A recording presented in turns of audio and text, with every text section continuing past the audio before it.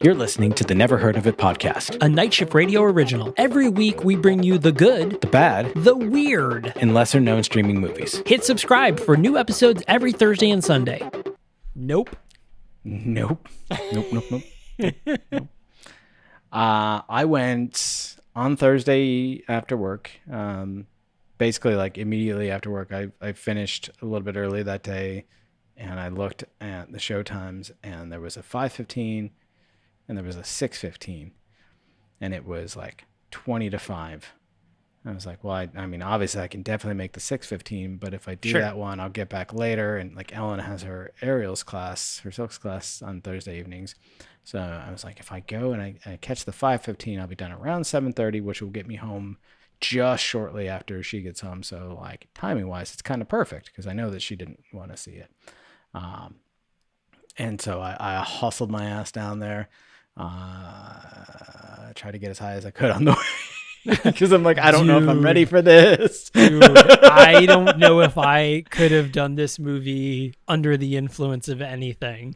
Because holy shit, it didn't really work. All I got was dry mouth, so I got myself a water and I had popcorn for dinner and I watched this movie, and it was a small downtown cinema here in St. Louis.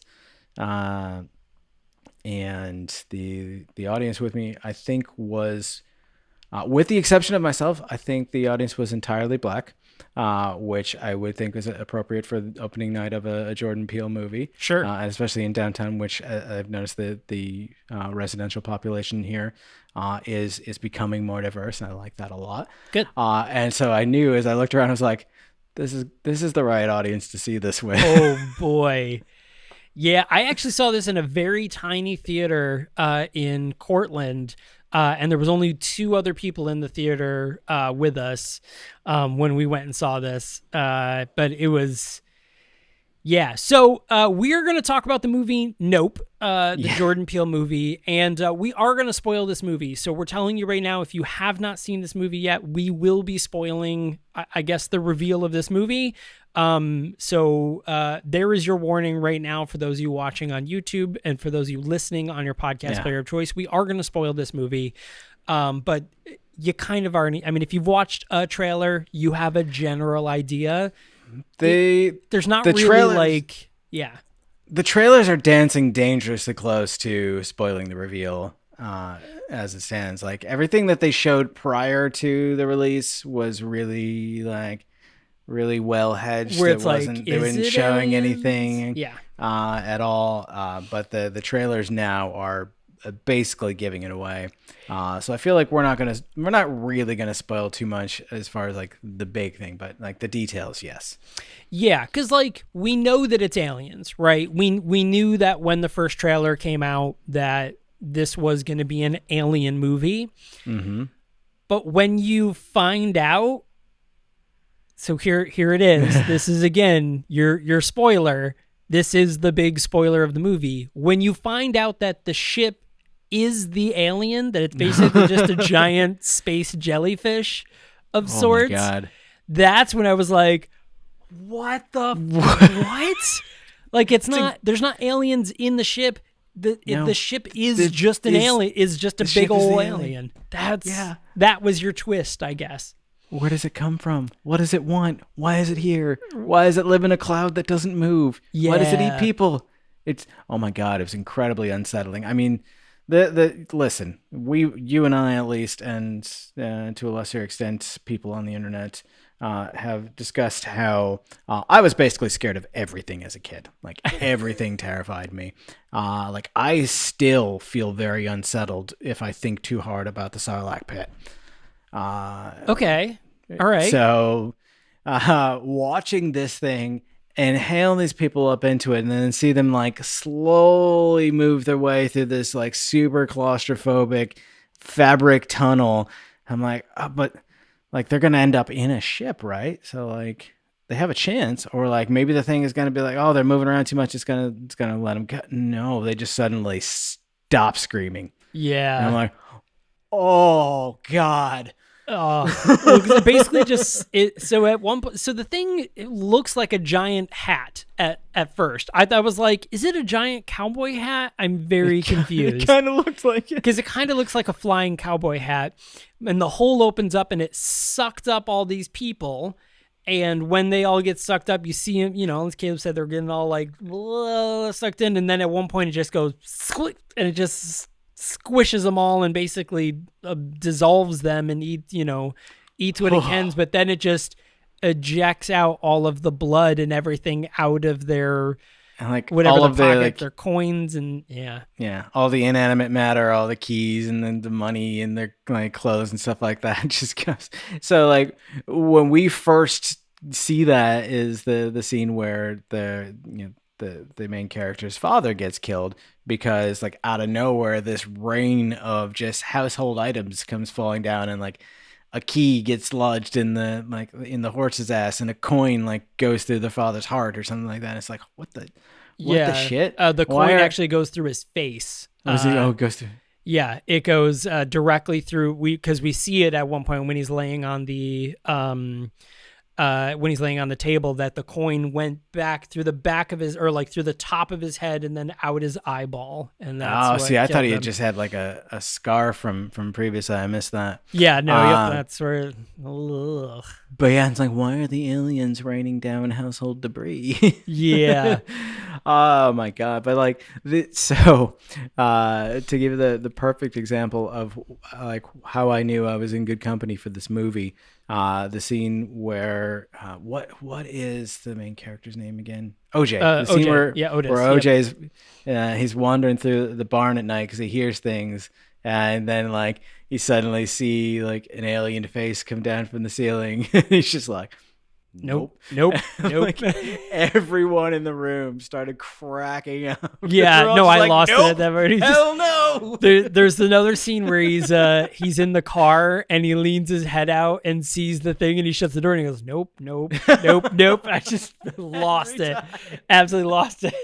Well, Apparently, there's a story of him talking to Jordan Peele, like, so what are you going to name it? And they're like, well, what is everyone's reaction when they see this stuff? Nope. no, well, he said he was like, yeah, why would you name it like this? He's like, because that's what a black folks reaction is going to be when they see an alien. It's going to be like, nope.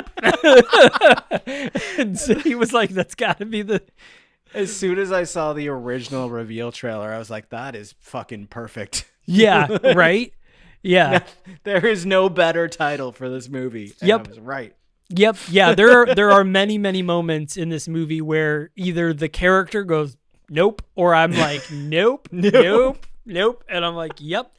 Now, so this is Jordan Peele's third movie, third feature film. So his very first film was Get Out. Which I am bummed out to say that like I still have not seen Get Out or Us. Yeah. So both Get Out and Us, they have. So the thing about this one is that I'm not going to spoil either of those two. So both Get Out and Us have very like. Well, I should say Get Out and Nope have very specific things. So it's like, got it. Like the thing is this specific thing, right? In Nope, it's the alien. In Get Out, it's the thing, like, but Us, I think Us unsettled me more because that's not how that film is. I won't go into it any further than that, but it's very like, could be anything, and that's what scares me more than like a giant alien in the sky, right?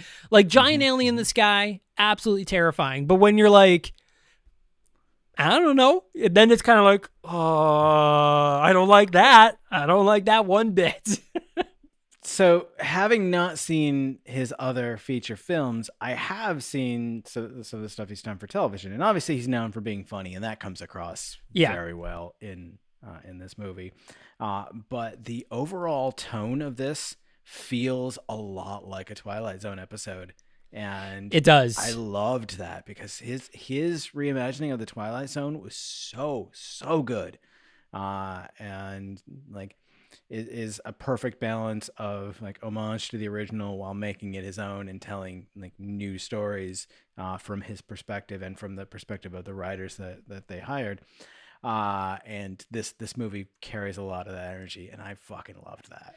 Yeah, one of the things I think is really interesting about this movie, which is, I guess, a little different than both Get Out and Us, is that there's not really a twist per se. Like, I get, Mm-hmm. that it's aliens right off the bat, right? Like, Mm-hmm. going, because that's the trailer says aliens. Like, it tells you it is aliens in the trailer from the very first trailer, and everyone was like, Jordan Peele covers aliens, and you're like, okay. And that's that. The twist is that it's not aliens, it is an alien. I guess that's the twist, but it's not really as much of a twist as the other two movies, which I think is really interesting. But what I love about this movie is that it's not waiting and relying on the twist.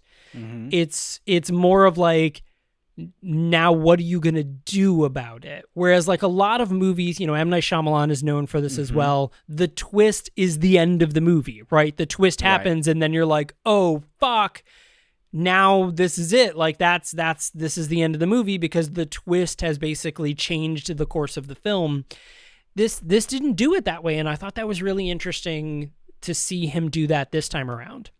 Well, I also loved that there are essentially three subplots that are focusing around a common theme of Yes. human animal interaction and how that can go horribly wrong, especially when people don't understand the creature that they're interacting with. So we have this subplot of Stephen Ewan's character, who was a childhood TV star on a TV show that featured a chimp, and there were several chimps that played this role. And one of them one day just went absolutely off from like being triggered by like a sound or something like that, and killed or maimed most of the cast and crew, and like nearly got to Stephen Ewan's character before being put down. And so there was this whole like plot line of you know that being a thing that impacted his future and how he deals with animals, but also like being a just a way of setting the stage of like wild animals are unpredictable and like They are. you, Yep. you don't know. And then we get this other subplot of Otis and M being carrying on their family's legacy, where they run a horse farm where um, they run out their animals for like parts in movies and stuff like that, or like television shows. There's a running joke where one of their horses is in the Scorpion King. Yeah. uh, Yeah. Or almost was in the was Scorpion. supposed to be, yeah. And they made it all camels instead. Yeah. And like they're on set to record a film and like or record a commercial or whatever, and no one's listening to Otis as he's trying to warn like please stay away from the back, and like please be careful as like you're holding stuff and like stuff like that. And he's really nervous, he's not comfortable in those situations, so he's not doing a good job of conveying that. Yeah. And Because it used to be a, his dad who did Yeah. it. Yeah. M does a great job with the people, but she's more focused on like she's trying to build a career herself that isn't just about the horse farm, and she misses the most important safety details. And so, of course, like one of the crew members holds this mirrored globe in front of the horse's eyes. It spooks the horse. Horse kicks someone, and they get fired from the job. But again, that is just another illustration of like you got to be careful with animals, and you got to listen to people who know what they're talking about. Yep. And then you take that and you zoom way out, and you realize, oh, the alien is like just basically a giant animal, and it's territorial, and it's killing people because it thinks that they're in its territory. And like, how do we handle that? And so Yeah. you have two different perspectives. You have the traumatized youth who grows up and thinks that he can just like capitalize on this, and the dedicated young horse farmer who is like, we got to treat these animals with respect, man. Yep. Just don't look at it. Don't look at it. It's when you look at it, that's when it feels threatened and comes after you. So like you see him like looking down and like walking away from it. Yeah. So again, having seen all of Jordan Peele's movies, this one hit differently, but in no way a bad way. It hits Hmm. differently than his other two films. But this was fantastic. I could not recommend this more. Like there are a few like jump scare moments, Hmm. but really like at the end of the day, like this movie isn't like scary per se. It's just looming. Like the movie is just looming. Yeah. And I really like that. I think it was really I really dig this. I really dig the tension in it. I really dig how all of these little scenes, you know, you talk about Gordy, the Yeah. chimpanzee, like because you see that Steve Ewan has this sort of like arrogance that he thinks, oh, well, you know, Gordy went crazy, but didn't for me. Like animals Hmm. love me. Like you don't understand. So like I could easily tame this giant alien thing because animals, you know, all creatures love me. Like I just have a Hmm. way with animals. And of course he's wrong because he ends He's up, so him and all very of his wrong. family, like everybody ends up dying, you know. But then you see Otis, who is like this is just another wild animal with an attitude, and you know, even the most wild of horses can get broken. And he's like, so we're gonna treat it just like we would a horse. And Hmm. I think that's Hmm. great. I just thought this movie was fantastic. So Keke Palmer's in this movie. I think it's really funny. Keke Palmer has been in the news lately outside of Nope because she didn't know who Dick Cheney was, which honestly I'm jealous. What a blessing. Right? What a Like, blessing to not know who one of the fucking worst people in modern U.S. history was. yeah, we need to remind you, by the way, that Dick Cheney shot a man in the face and got away with it. That's Hmm. also really important to note. But anyways, yeah, I think that's really funny that, you know, Keke Palmer had that's who Keke Palmer plays M. And of course, Daniel Kaluuya plays OJ. And also important to note, since, you know, Wakanda Forever trailer just dropped recently, Daniel Kaluuya actually chose to do Nope over Wakanda Forever. So he will not be in Wakanda Forever because Oh. he decided to film this movie instead. Which I think is I think it's a really interesting and respectable choice because if he were in, because I got to look at it a couple of different ways. So either he's a subplot side character in this Marvel movie and maybe he Right. gets a 15 minutes of screen time, or he's the main character in a Jordan, like a guaranteed hit of a movie, Hmm. you know, Jordan Peele. I think it's the right choice career wise. And I think it's also really respectable that he chooses this over just a few more minutes in a Marvel movie. Because I mean, in the first one, he only really has like 20-25 minutes worth of time. And Yeah. he's kind of a dick in it, you know? Well, I mean, he is, you Meanwhile, know? yeah, I mean you're not wrong, but Yeah. meanwhile he's fantastic in this movie. He is. I mean, he's In fantastic Nope. in all movies. I mean, Daniel Kaluuya is also was also in Get Out. He's also the main character in Get Out. So, so yes, he's, you know, he's following his buddy, you know, and good for him. I say go for it, go for it. Yeah, so Nope is in theaters now. Have you seen it? What did you think? You know, is it how do you rate it among other Jordan Peele films? To me, it's Us, Nope, Get Out, but Get Out is like almost tied for second because it's really good. I mean, Get Out, I would say most people would put Get Out above all three of his movies. Like that's our, you know, I would say arguably his best movie, but Us really hit me. That one really Okay. hit me. Noted. But Get Out and I think Nope are kind of tied for me. So like Us first and then Get Out and this are tied. Yeah, I gotta find the time and opportunity to watch more horror because a lot of it has passed me by in recent years because I don't carve out the time to watch it, and my chosen life partner is not interested in it. So Yeah, I will say that both Get Out and Us are more psychological horror and less of like horror. Like they're not as like right, monster gore. It's more of like this is fucking with my head horror. which I love. Which is great. That's I mean, yeah, I mean we kind wrote a whole movie in of that same sort of vein, I guess, a sci-fi thriller. Somnium coming soon yes. to a film festival on the internet near everybody because the internet's everywhere. So there it is. So we got a brand new episode coming out this Sunday for those of you listening and watching when this episode came out. We did not know that July 31st existed, and as such forgot to book an episode. So instead we're gonna cover the movie Big Game, which stars Sam Jackson. It's currently streaming on HBO Max. So if you're the type of person that watches movies before we review them, that is where you can watch it. Big Game came out in 2014. So there it is. So thanks a lot for watching this. Hey, if you have not hit subscribe yet, make sure to do so. And if you're listening on your podcast player of choice, hey, leave a review, even a bad one. We'll take a bad review. As somebody who just recently said our show should be called The Fart Off because we're just a couple of assholes. Yep, which was very clever. I'm not gonna lie, that is a very clever review. And as you know what, that's fair. That's a fair review. Couple of assholes making noise. Yep, because we're just a couple of assholes making noise. That is a very clever negative review. I'm kind of impressed. Every time I think back to it, I'm like, man, that is wordsmith right there. Like that's Shakespeare level wordsmithing. If I've ever, that's Edgar Allan Poe style wordsmithing.